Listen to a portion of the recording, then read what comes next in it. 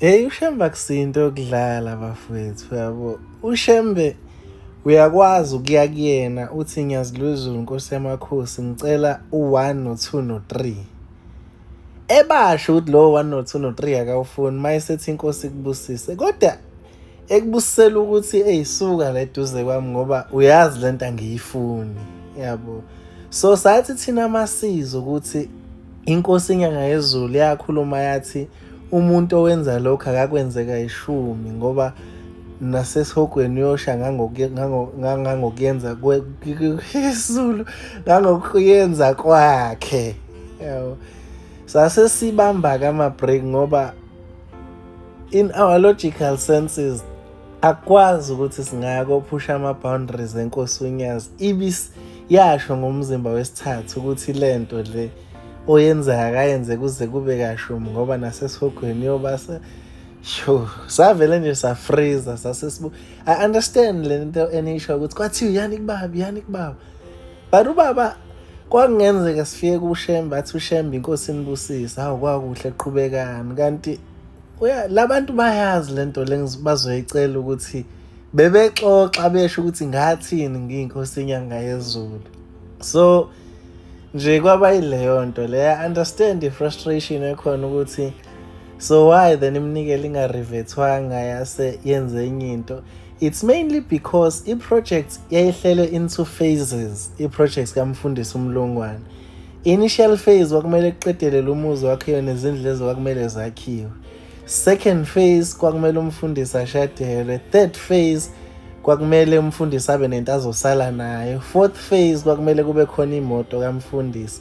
Fifth phase kwakumele kubile projects lengikhuluma ngayo.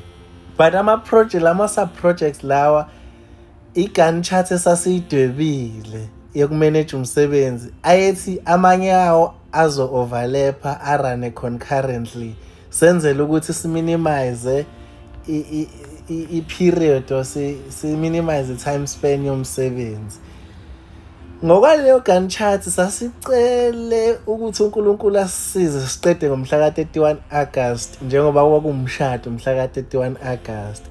However, kuthe sekuzosondela umshado kwaba nje yabona nje kwaba naleya nto le kwagcina sekuphoqa ukuthi amanye ama-projects akabe ne-time lag siwaphushe kuze sofocusa kwizinto eziyi-main. Kwaqedelela umuzi, sesuqedelela umuzi wayeseshadela umfundisi ngwanemoto kwakumele ifike ngawo before mhla ka-31 August.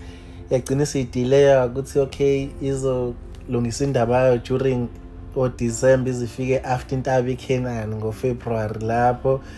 Le projects le kwakumele yenze before mhla ka-31 August but yagcineke ibe on hold kanjalo ke. So onke lamanye ama-phases enzeka but lawa nje ikakhulukazi le project yagcina ibe on hold to a point whereby I kind of feel like yagcina iphelile. Sasesideposithile kuma-service provider ngoba sasi-proactive njengoba seningibiza ngo-proactive. Senzela ukuthi kuphume i-stress emahlombe ethu kube ukuthi sekusele i-execution kuphela. Naye-ke i-execution igcine ingasenzekanga. Ezinye izinto zenzeka, it's just this one but it haunts me every day ukuthi there is this one sub-project kwi-Gantt chart esasiyidwebela umfundisi eyagcina ingaphumelelanga. And ekungaphumeleleni kwayo it's not that ama-funds okuyenza ayekhona ayesedepositheliwe kwase kushoda iqale kwase kwaba nje ukuthi sesiyaliphusha izwi loNyazi sithi alenze kuthiwa yenza phela selisiphe umuso ongaka kwakhiwa umuzi kwenziwa yonke into sesiyophinda sicele kwavele nje kwalapho. Manje kuyangidla lento le into edala ngibuyele kini ukuthi yini phela enanikela yini ama-projects stakeholders ama-stakeholders are important kule projects le. So kumele ngibuye kwi-board ngizothula i-report ukuthi kwenzakalani.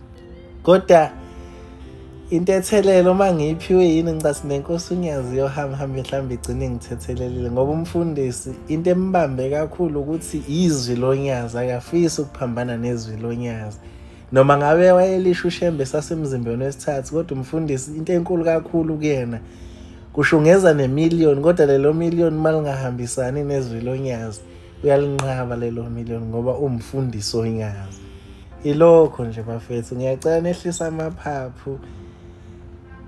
Yeah, nami ibuhlungu inhliziyo yami. I understand mhlawumbe frustration ebakhona even nami it's over a year cabanga and no one was asking me about this.